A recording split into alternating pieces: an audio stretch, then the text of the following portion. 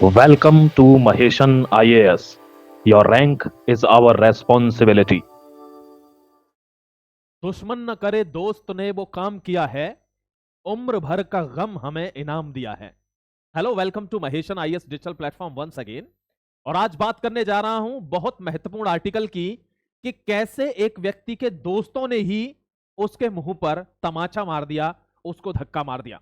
कैसे वो विश्व में सबसे ज्यादा ताकतवर होने के बावजूद हर जगह पर तलबे चाटता फिर रहा है और फिर भी कोई सुनाई नहीं कर रहा। दोस्तों, ठीक ये कहानी उसकी तरह याद आती है कि एक राजा था जो भीख मांगते मांगते मर गया। आप शॉकिंग हो जाएंगे कि शॉक्ड होंगे कि राजा क्यों भीख मांगेगा और वो मर क्यों गया।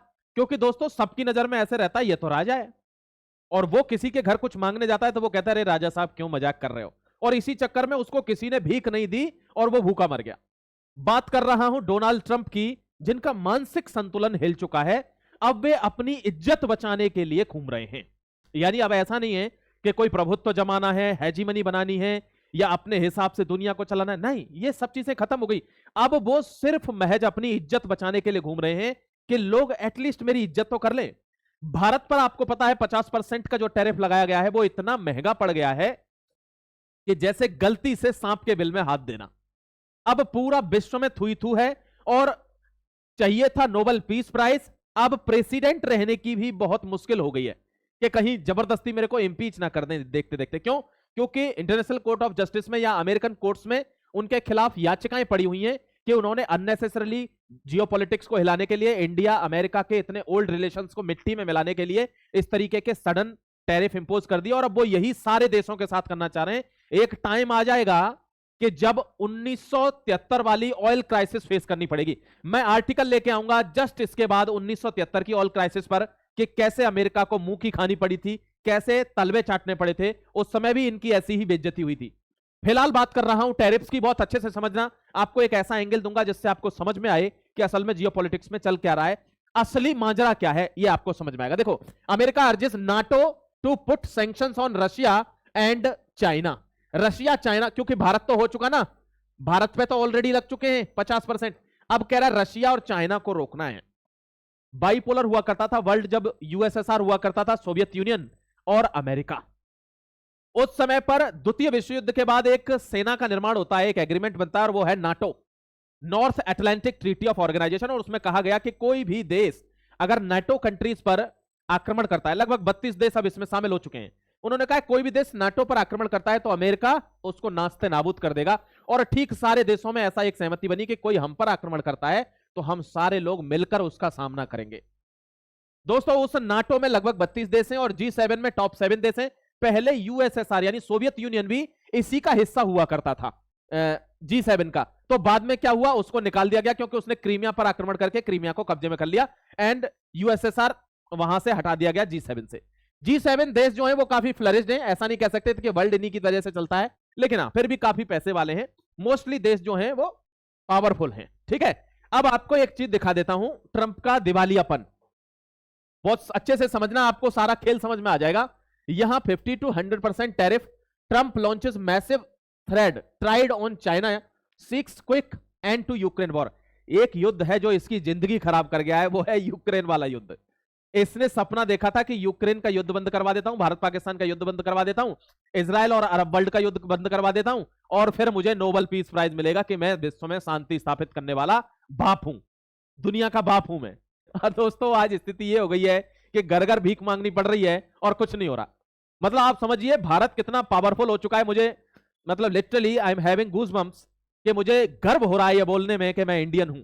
मतलब मैं इस वीर भूमि में पैदा हुआ हूं। देखिए, हमारे खिलाफ एक छोटा सा उसका प्रयास और हमने उसको नास्ते नाबूद कर दिया। किसको? जो हुंकार भरता है विश्व में वर्ल्ड पावर बनने की, अपनी शक्ति की, कि मैं विश्व का दादा हूं। अरे यार जाने दो। देखो दोस्तों, अब चाइना के लिए कह रहा है कि किससे कह रहा है, एक तो यूरोपियन यूनियन के पास पहले गया था, इन्होंने चप्पल मार के इसको भगा दिया। तो उन्होंने कहा कि मोदी जी के साथ हम एससीओ में बैठे, नरेंद्र दामोदर दास मोदी, और उनके साथ बैठकर हमको नहीं लगता है कि हम कोई टैरिफ लगा पाएंगे या कुछ लगा पाएंगे। हमारे पर्सनल रिलेशन है भाई उनसे सदियों के, और फिलहाल तो हम एफटीए पर बात कर रहे हैं, फ्री ट्रेड एग्रीमेंट पर। तुम अपनी कहानी अपने पास ही रखो। जब इन्होंने भगा दिया तो कोई नहीं बचा, फिर कौन बचा? फिर बचा दोस्तों G7। तो G7 से कहा, अब G7 भी बहुत ज्यादा इंपोर्ट करता है, कहां से? चाइना से, रशिया से। एनर्जी क्राइसिस आ जाएगी। उसके बाद G7 के साथ साथ किससे कहा? नाटो कंट्रीज से भी कहा, नेटो कंट्रीज। दोस्तों ध्यान रखना, नेटो कंट्रीज और G7 से कहने के बावजूद भी उनके अपने पर्सनल इंटरेस्ट हैं, उनके अपने देश के लिए एनर्जी आपूर्ति करनी है, एनर्जी सिक्योरिटी रखनी है, वे भी ऐसा करने में असमर्थ रहेंगे। तो यह व्यक्ति अब इतना फ्रस्ट्रेट हो चुका है कि इसकी स्थिति अब यह हो चुकी है। देखिए, मैं आपको बड़े विश्वास के साथ कह रहा हूं कि यह व्यक्ति अब यह बन चुका है। कौन है ये वही अंगुलीमाल है। अंगुलीमाल को एक आदत थी, मतलब श्राप था, कि वो लोगों की हत्या करता था और उनकी उंगलियां काटकर अपनी गर्दन में डाल लेता था। वही ट्रंप की स्थिति है कि युद्ध बंद करवाता जाऊंगा और उनके पर्चे बना के अपने गले में डालता जाऊंगा, और एक दिन क्या होगा, मुझे नोबेल पीस प्राइज मिल जाएगा। इस नोबेल पीस प्राइज ने इसकी जिंदगी में से पीस ही खत्म कर दिया। दोस्तों ध्यान रखना, बाद में क्या हुआ कि इसको पता चला, एक बार गौतम बुद्ध को मारने के लिए आया तो गौतम बुद्ध से प्रभावित हुआ। और बुद्ध कौन है? बुद्ध भारतीय हैं। गौतम बुद्ध कौन है? भारतीय। और जब आए श्रावस्ती में बुद्ध गए, उनसे मुलाकात हुई तो इसको ज्ञान प्राप्त हुआ। उन्होंने पूछा, ये तू सब किसके लिए कर रहा है? उन्होंने कहा, सर मैं ये G7 के लिए कर रहा हूं। फिर उन्होंने कहा, और किसके लिए कर रहा है? इसने बोला, मैं नाटो के लिए ये कर रहा हूं। और किसके लिए कर रहा है? मैं यूरोपियन यूनियन के लिए ये कर रहा हूं। तो गौतम बुद्ध कहते हैं अंगुलीमाल से कि तू एक बार जाकर उनको पूछ तो सही कि जब तेरे लिए कुछ करने की बारी आएगी तो क्या वो कुछ कर पाएंगे तेरे लिए? ये ठीक अंगुलीमाल की कहानी है। वो अपने परिवार वालों के लिए हत्याएं करता था, उनके लिए सामान लूटपाट के ले जाता था, और एक दिन जब उसको मिलने साक्षात यमराज आए तो परिवार वालों ने कह दिया, ये पाप तो तूने किए हैं, हम इसमें भागीदार थोड़ी हैं। बच्चे अलग हट गए, बीबी अलग हट गई, माँ बाप अलग हट गए।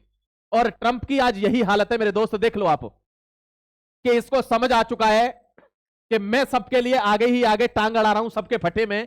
चाहे वो G7 का मामला हो तो मैं सब पे टैरिफ लगा देता हूं, नाटो का मामला हो तो मैं उनके लिए युद्ध लड़ देता हूं दूसरे से, अगर वो यूरोपियन यूनियन का मामला हो तो मैं सामने आके खड़ा हो जाता हूं। लेकिन बात जब मेरे ऊपर आई तो एक व्यक्ति नहीं दिख रहा है, ये हकीकत है। अब बताइए, इस आदमी के पास कोई चारा बचता है? या तो ये रिजाइन कर दे। और ये प्रेशर किसने बनाया इसके ऊपर? इंडिया ने। Yes, you are absolutely right. ये भारत की पावर है, ये भारत की लीडरशिप की पावर है, ये हमारी फॉरेन पॉलिसी की पावर है, और ये हमारी सोवरेनिटी की पावर है, that we are showing them कि you are not the father, we are the god father. यानी तुम पिता बनते हो लेकिन दादाजी को मत भूलो, हम विश्वगुरु ऐसे ही नहीं कहलाते। सारे पॉलिटिशियन, सारे चाणक्य हमारे ही यहां पैदा होते, हमको कैसे चलाओगे मेरे दोस्त? समझ गए? तो इनकी स्थिति आजकल क्या हो चुकी है? ट्रंप का प्रपोजल किस किस को गया है? Buying Russian oil. यानी वो ये कह रहा है, रशिया से अगर ऑयल खरीदना खत्म हो जाए तो मैं गारंटी देता हूं 100% क्या होगा कि यूक्रेन का और रशिया का वॉर रुक जाएगा, और यूक्रेन रशिया वॉर को रुकते ही शांति स्थापित हो जाएगी, सारे टैरिफ हटा दूंगा मैं। इसने क्लेम किया है ऐसा। टैरिफ टू चाइना उसने कहा है 50 to 100% टैरिफ लगाओ। नाटो से कहा है, G7 से कहा है। Trump stated China has strong control and even grip over Russia. China का रशिया के साथ अच्छा संबंध है। This powerful tariff would break that grip. ये जो टैरिफ जब हम लगाएंगे ना, तो इन दोनों की ये जो पकड़ है आपस की, वो ढीली हो जाएगी। इन दोनों के ऊपर टैरिफ लगाएंगे तो वो कम हो जाएगा। और मैं ये वादा करता हूं, promised that fully withdrawn once the war ends. मैं इन टैरिफ्स को फुल्ली विड्रॉन कर लेंगे सारे लोग मिलकर, जिन्होंने भी लगाए हैं, जैसे ही युद्ध रुकता है। ये क्या कर रहा है? ये ऑर्डर दे रहा है क्या? नहीं, ऑर्डर की तो हैसियत ही नहीं है। ये रिक्वेस्ट कर रहा है किससे? European union and NATO and G7। समझ गए? आगे बढ़ जाता हूं, एक बार देखता हूं आपको ट्रंप प्रपोजल और क्या है। ट्रंप का प्रपोजल G7 लोगों से, वो किससे था? वो नाटो कंट्री से था। ये किससे है? G7 से। मैं आपको NATO country, G7, 1973 oil crisis और एक बहुत तगड़ा आर्टिकल आपके सामने लाने जा रहा हूं। मैं उस पर स्टडी कर रहा हूं दोस्त। मैं जो भी चीज लाता हूं बड़े एनालिसिस के साथ लाता हूं। आपसे रिक्वेस्ट करूंगा कि आपको जेन्युइन इंफॉर्मेशन अगर चाहिए, और आपको चाहिए असल में कि सब लोग ये बता रहे हैं, तो ये असलियत तो ये है। तो जो असलियत का पर्दा आपको देखना है ना, तो आप चैनल को सब्सक्राइब करके जरूर जुड़े रहना, मेरी आपसे रिक्वेस्ट है। और आप कभी जिंदगी में डिसअपॉइंटेड हो जाए मेरे आर्टिकल से, तो नीचे कमेंट में लिख देना, मैं वीडियो बनाना बंद कर दूंगा। दोस्तों, मैं आपके लिए एक आर्टिकल लाने वाला हूं, उसे देखना मत भूलना। उसके लिए चैनल से जुड़े रहना, आपको नोटिफिकेशन मिल जाए। और मैं लाऊंगा वो ऑयल क्राइसिस पर, कैसे 1973 में ऑयल आया और क्राइसिस आई, अमेरिका को औंधे मुंह गिरना पड़ा। अब मैं आपको बताऊंगा कि भारत ने रशिया से ऑयल खरीदना बंद क्यों नहीं किया। आज तक आपने किसी न्यूज प्लेटफॉर्म पर कहीं भी आपने ये चीज नहीं सुनी होगी कि भारत क्यों नहीं आखिर कर रहा है। कर भी तो सकता है, क्यों नहीं कर रहा है इसका आपको प्रूफ दिखाऊंगा मैं कि क्यों भारत ने नहीं छोड़ा रसिया से तेल लेना। और आप अमेज्ड रह जाएंगे कि यार भारत असल में महान है, मतलब देश की लीडरशिप इतने बड़े लेवल पर सोच सकती है, हमने कभी भी कैन नॉट इवन थिंक। और इसीलिए दोस्तों वो देश को चला पा रहे हैं, इसीलिए भारत का दबदबा है आज विश्व के अंदर। ये G7 से भी अर्ज कर रहा है on Friday, calling on partner nations to enact tariffs if they were truly committed to ending the Ukraine war. अगर वो सच में चाहते हैं कि रशिया यूक्रेन का वॉर बंद हो जाए तो प्लीज आप टैरिफ इंपोज करिए, और जैसे युद्ध बंद होता है इमीडिएटली टैरिफ को विड्रॉन कर लीजिए। G7 वाले देशों से भी कह रहा है कि आप भी ये हमारा साथ दीजिए इसमें। अब एक चीज और दिखाता हूं आपको, देखिए context and previous actions. Context and previous actions क्या है? 50% टैरिफ टू इंडिया। क्यों? क्योंकि उन्होंने क्रूड ऑयल लेना नहीं खरीदा। Target China and calls for coordinated NATO effort. ठीक है भाई, नाटो से भी कह रहा है कि चाइना को टारगेट करो, मैंने इंडिया को टारगेट कर दिया है। टाइमिंग ऑफ द स्टेटमेंट कौन सी है? ये ठीक वो स्टेटमेंट की टाइमिंग है जब रशिया के ड्रोन्स कहां पाए गए? पोलैंड में। पोलैंड क्या है? एक नेटो कंट्री है। ये स्टेटमेंट कब आया है? उकसाने वाला। अमेरिका का काम है साला, उकसाता है लोगों को। पोलैंड में 19 ड्रोन्स चले गए, किसके? रशिया के। तो उस टाइम पे स्टेटमेंट आया है कि इस पर सैंक्शन लगाओ, इस पर टैरिफ लगाओ, वरना ये युद्ध कभी रुकने वाला नहीं है। अगर आपको युद्ध रुकवाना है तो तुरंत इस पर क्या करो? सैंक्शन लगाओ। प्रीवियस डिप्लोमेटिक एफर्ट्स क्या है? The new proposal follows fail to peace summit between Trump. अब आपने देखा होगा पिछले महीने कौन से अलास्का में लास्ट मंथ पुतिन को बुलाया गया था अमेरिका के द्वारा, तो ट्रंप और पुतिन की मुलाकात हुई और पुतिन ने साफ तौर पर मना कर दिया कि मैं दो ही चीजों पर हस्ताक्षर कर सकता हूं भाई साहब ट्रंप, कि या तो मुझे आधा यूक्रेन दे दो या मुझसे यार ज्यादा बातें मत करो, मैं पीस चाहता हूं। ये स्टाइल है दोस्तों पुतिन का, है ना, ये आप ध्यान रखना। मैं नेक्स्ट आ जाता हूं, रिएक्शंस एंड इंप्लीकेशंस क्या हो सकते हैं अगर ऐसा हुआ, इन लोगों ने टैरिफ्स लगाए, सैंक्शंस लगाए, तो रिएक्शंस क्या हो सकते हैं, इंप्लीकेशंस क्या हो सकते हैं। Support from allies, Ukrainian officials have express support.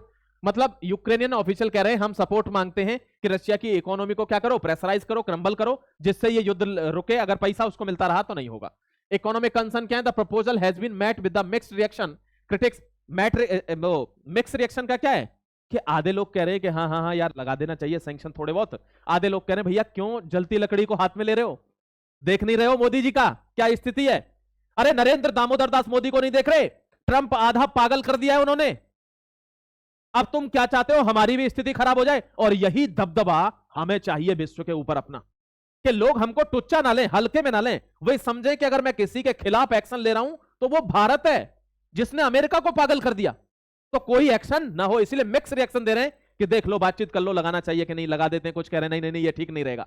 समझ गए? लीगल एंड पॉलिटिकल चैलेंजेस क्या है? The feasibility of the plan is being questioned, it would require. मतलब मैं बता देता हूं लीगल आपको कि अमेरिका ने जैसे अचानक से टैरिफ लगाया ना भारत के ऊपर, तो उसकी कई सारी जो प्ली हैं और वो पब्लिक लिटिगेशंस वो अमेरिकन कोर्ट्स में गई हुई हैं कि इन्होंने ऐसे अचानक से ये टैरिफ लगा दिया और इसकी वजह से भारत अमेरिका के रिलेशन खराब हो रहे हैं, तो वो भी कोर्ट्स में पड़ी हुई हैं अभी।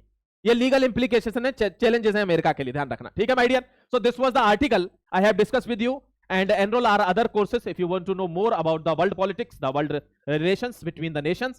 And if you directly want to log in, scan the QR code. You can visit our other social media platforms like Telegram, Instagram, Facebook, and WhatsApp also. Okay, so I'll come up with the next editorial, oil crisis. Please don't forget to watch it, and till then take care. God bless you. Jai Hind, Bande Mataram.